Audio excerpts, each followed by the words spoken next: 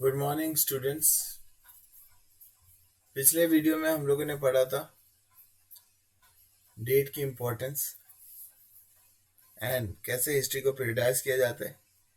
इस वीडियो में हम लोग पढ़ेंगे what is colonial. So paragraph wise पढ़ते हैं और समझते जाते हैं। In this book you will read about the way the British came to conquer the country and establish the rule subjugating local nawabs and rajas.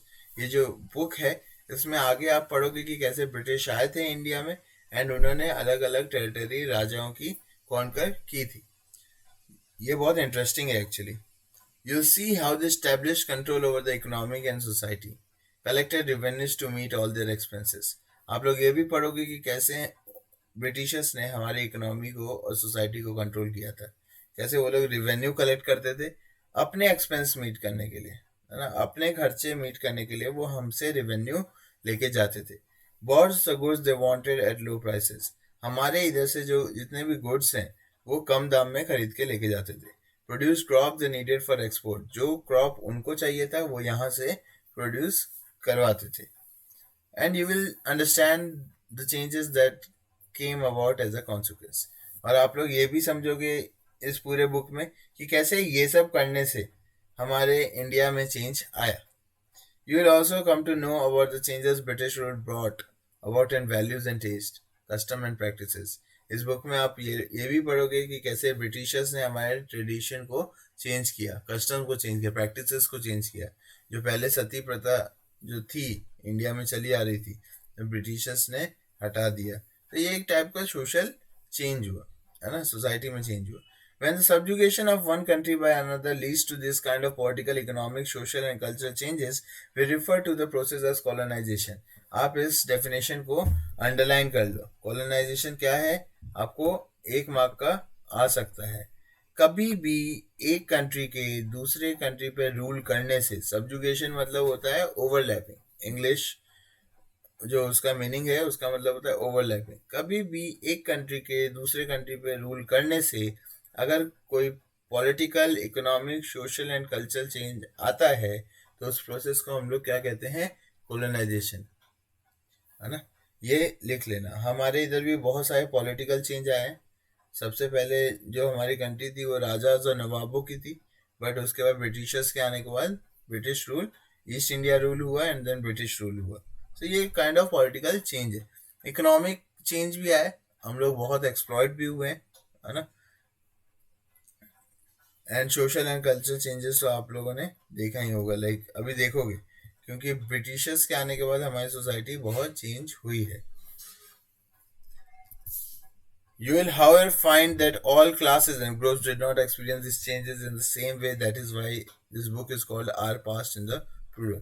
सभी में अलग अलग चेंजेस आए। क्लासेस एंड ग्रुप्स में विमेन में अलग चेंज हुआ, मेन में अलग चेंज आए, है ना। फिर अलग अलग कास्ट एंड अलग अलग रिलीजन में अलग अलग चेंज आए। That's why we call it our past in plural. How do we know? What sources do historians use in writing about the last 250 years of Indian history? So, administration produces record. One important source is the official records of the British administration. ये underline कर लेना, official record of the British administration. The Britisher believed that the act of writing was important. Every institution, plan, policy, decision, agreement, investigation had to be clearly written up. Once this was done, things could be properly studied and debated. This conviction produced an administrative culture of memos, notings and reports. British लोग की एक अच्छी बात थी, है ना, कि वो लोग हर चीज लिख के करते थे। एंड कोई भी इंस्ट्रक्शन हो, कोई प्लान हो, पॉलिसी हो, डिसीजन हो, एग्रीमेंट हो, इन्वेस्टिगेशन हो, सब वो रिटन फॉर्म में उनके पास अवेलेबल रहता था। तो अगर सपोज कभी भी रिटन फॉर्म में अवेलेबल है कुछ चीज मेरे बारे में और कभी मुझे वो चीज पढ़ने की जरूरत लगी तो मैं पढ़ सकूंगा, क्योंकि वो रिटन फॉर्म में अवेलेबल है। सो ये जो है ब्रिटिश, जो ब्रिटिशर रिकॉर्ड रखते थे वो हर चीज रिटन फॉर्म में रखते थे। सो ये पैराग्राफ इंपॉर्टेंट है और इसके जस्ट आप बाजू में लिख सकते हैं राइटिंग। इस पैराग्राफ के बाजू में लिख दीजिए writing documents. Second paragraph, The British also felt that all important documents and letters needed to be carefully preserved. So they set up records room attached to all administrative institutions: the village Tehsildar's office, the collectorate, the commissioner's office, the provincial secretaries, the law courts all had their record rooms. Specialized institutions like archives and museums were also established to preserve important record. Second paragraph के बाजू में आप लिख दीजिए storing. जैसे first में writing था, second में था स्टोरी. सबसे इम्पोर्टेंट चीज क्या था कि अगर कुछ चीज रिटन फॉर्म में है उसको स्टोर कर लिया जाए.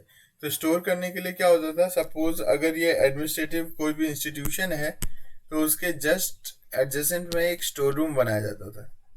इस स्टोर रूम में जितने भी डेटा थे, जितने भी डॉक्यूमेंट्स थे, वो प्रिजर्व कर लिए जाते थे.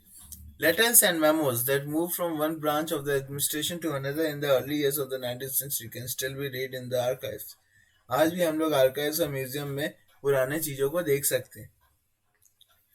You can also study the notes and reports of the district official prepared or the instruction and directives that were sent by official at the top of provincial administrators. अगर आज भी आपको कुछ जानना है तो आप आर्काइव्स में जाके वो चीज जान सकते हैं. In the early years of the 19th century, these documents were carefully copied out and beautifully written by calligraphists, that is, by those who specialize in the art of beautiful writing.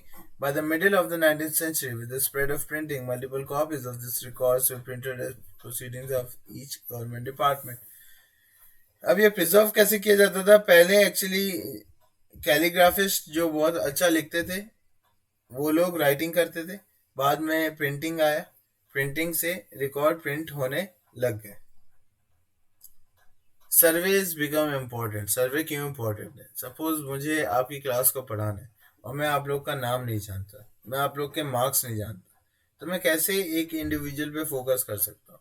तो सर्वे हर एक चीज का बहुत important है ना.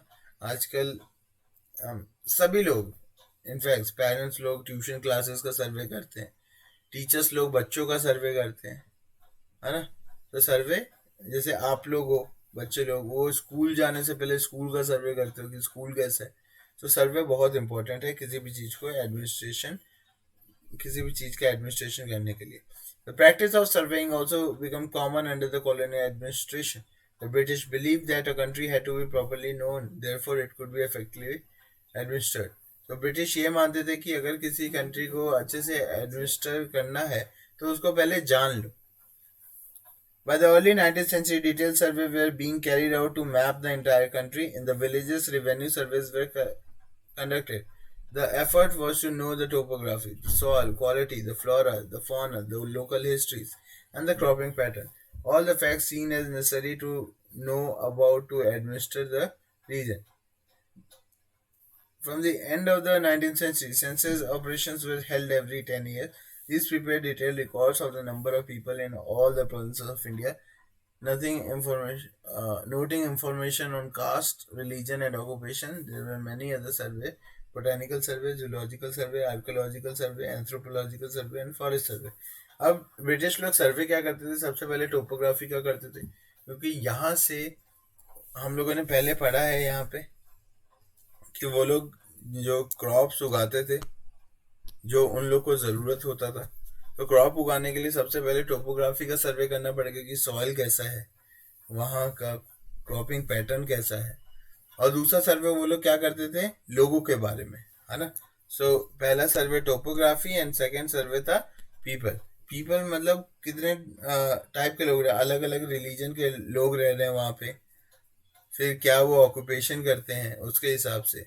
फिर अलग अलग सर्वे होते थे, जैसे फॉरेस्ट सर्वे हुआ, एंथ्रोपोलॉजिकल रिलेटेड टू एंथ्रोपो, जो वर्ड है मतलब मैनकाइंड, है ना, मतलब इंडिविजुअल के सर्वे करते थे. What official record do not tell.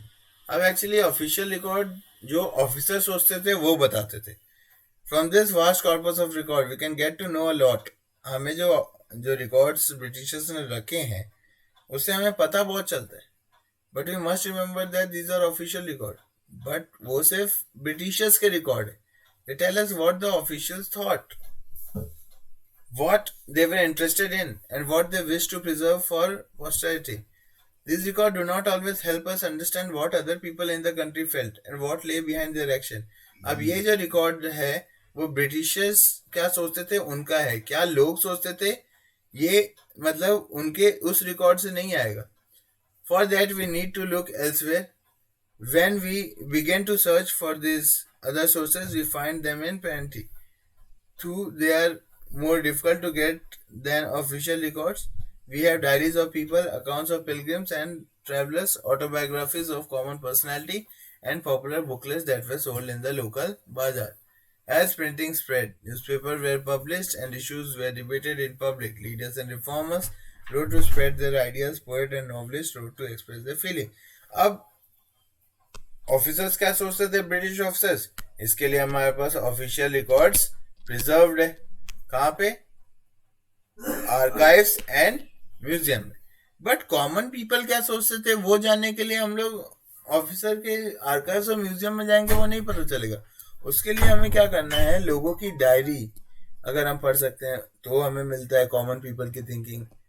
जो पिलग्रिम्स आते थे वो क्या लिखते थे वो अगर हम पढ़े तो पता चले. ट्रैवलर्स, ऑटोबायोग्राफीज, जो ट्रैवलर्स आते थे वो क्या सोचते थे. ऑटोबायोग्राफीज अगर हम लोग इम्पोर्टेंट पर्सनैलिटी की पढ़ें तो हमें नॉर्मल कॉमन पीपल क्या सोचते थे ये पता चले. सो कॉमन पीपल की अगर के बारे में जानना है तो आपको ये सब पढ़ना पड़ेगा. 3 मार्क का ये क्वेश्चन आता है तो ये लिख लीजिएगा. What are the source of what are the source to know about the thinking of a common people. So इसमें आपको ये सब लिखना पड़ेगा. All the sources, however, were produced by those who are literate. From these, we will not be able to understand how history was experienced and lived by the tribals and the peasants, the worker in the mines, or the poor on the street. Getting to know their life is a more difficult task. अब ये तो था जो literate लोग थे वो लोग लिख देते थे, पर जो पुअर लोग थे, जो ट्राइबल्स थे, उनकी हिस्ट्री जानने में थोड़ा सा मेहनत लगती है ना. Yet this can be done if you make a little bit of effort. When you read this book, you'll see how this can be done. ये सब पता चलता है बट आपको थोड़ा सा एफर्ट करना पड़ेगा. एक बार आप ये बुक पढ़िए तो आपको पूरा पता चलेगा. So thank you.